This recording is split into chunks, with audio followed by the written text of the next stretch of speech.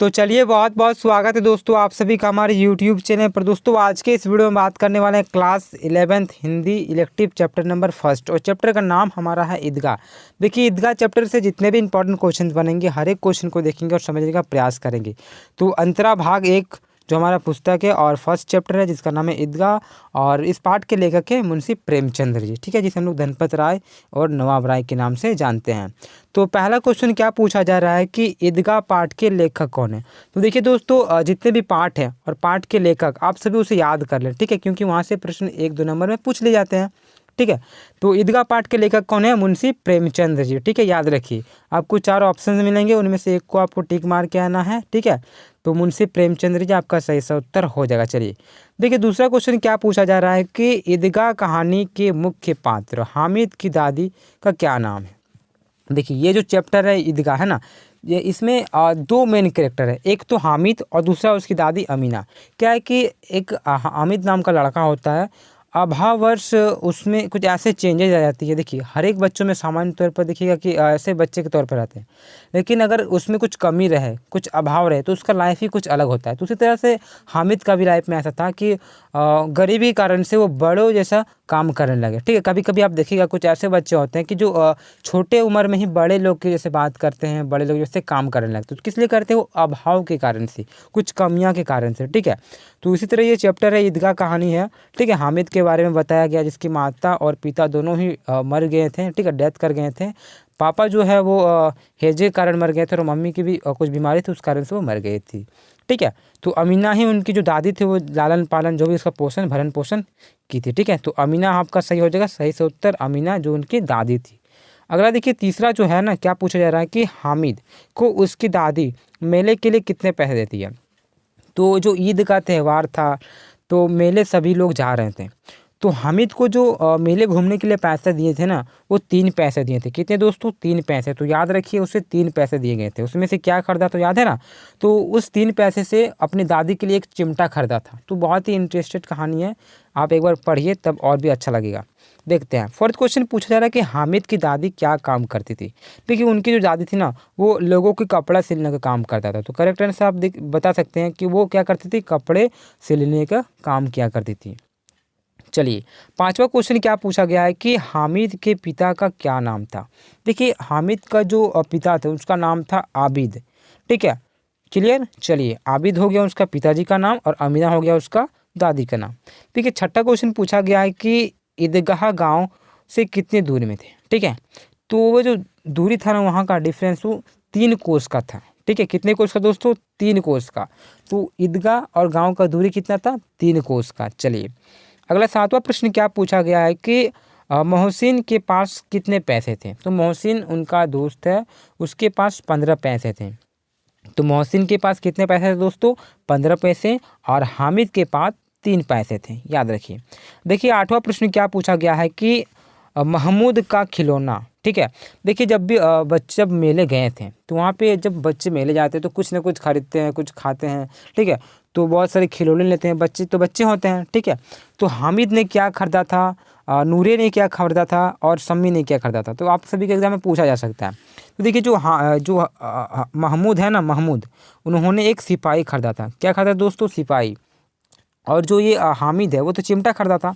एक नूरे नाम का कोई लड़का है, तो नूरे जो खरीदा था वो वकील खरीदा था। क्या दोस्तों खरीदा था? वकील खरीदा था। देखिए जो महमूद था, पूछा जा सकता क्वेश्चन कि महमूद ने कौन से खिलौने पसंद किए या तो फिर कौन से खिलौने खरीदे।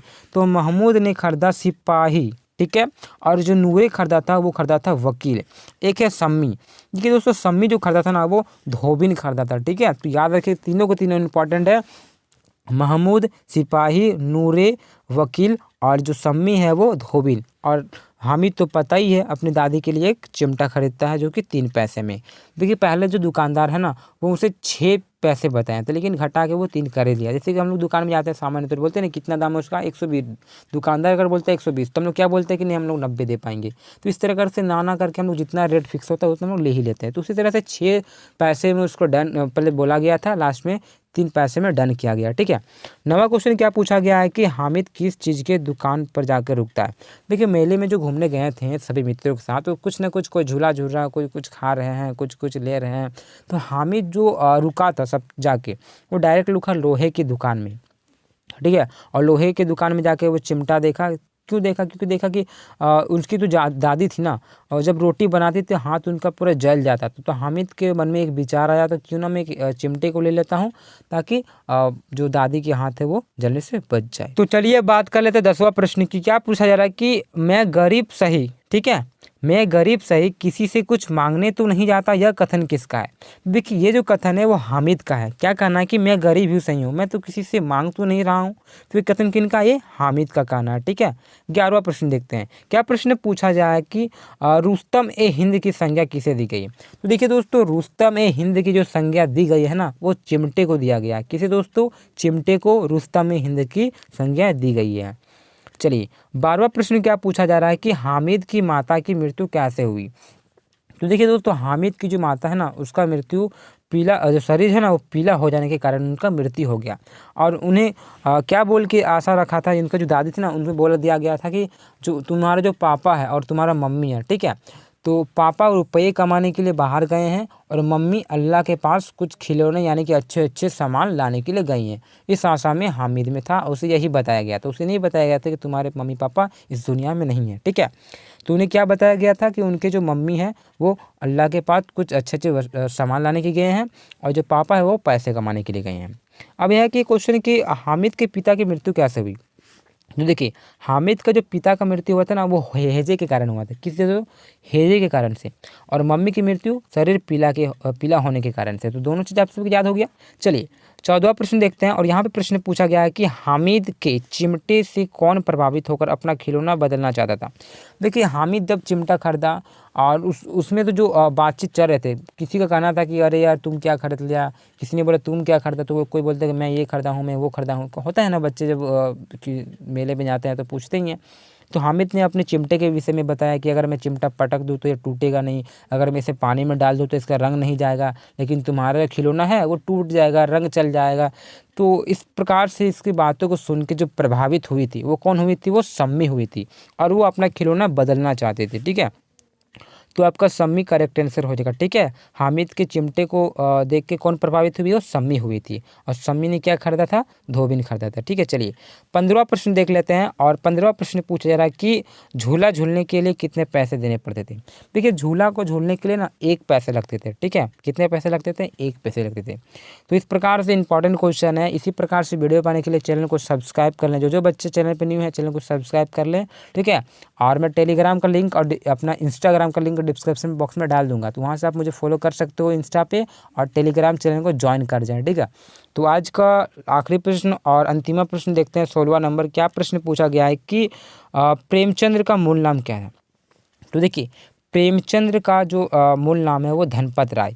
ठीक है, इनका क्या नाम है? धनपत राय। ये प्रश्न बहुत इंपॉर्टेंट है, ये बहुत ही आपको इजी लगता होगा और ये इंपॉर्टेंट भी है। ठीक है, तो जो प्रेमचंद का मूल नाम था वो था धनपत राय। और याद रखिए इनका जन्म कब हुआ था, ये कहाँ वाराणसी में जन्मे थे, वो सारे चीज़ आप याद रखिए ताकि आप किसी प्रकार की समस्या ना हो। मैंने तो यहाँ पे कुछ बहुत ही कम ही क्वेश्चन लिए हैं, और भी क्वेश्चन बनेंगे अगर चैप्टर को आप पढ़ते हो तो डीप पढ़िए, बहुत अच्छा लगेगा। ठीक है, और इसी प्रकार से वीडियो पाने के लिए चैनल को सब्सक्राइब करें। वीडियो अगर अच्छा लगे तो प्यार से लाइक दे दें ताकि पता चले कि आपको वीडियो अच्छा लगा हो, और प्यार से कमेंट दे दें और अपने मित्रों को साथ और ज़्यादा शेयर करें ताकि वीडियो वो भी देख पाएँ और बहुत ही डीप अच्छी तरीके से वो अगर चैप्टर को नहीं किए हैं तो कुछ इंपॉर्टेंट क्वेश्चन के माध्यम से वो चैप्टर को थोड़ा थोड़ा जान पाएँ। तो चलिए दोस्तों, इसी प्रकार से हम लोग नेक्स्ट वीडियो में मिलते हैं। जय हिंद, जय भारत।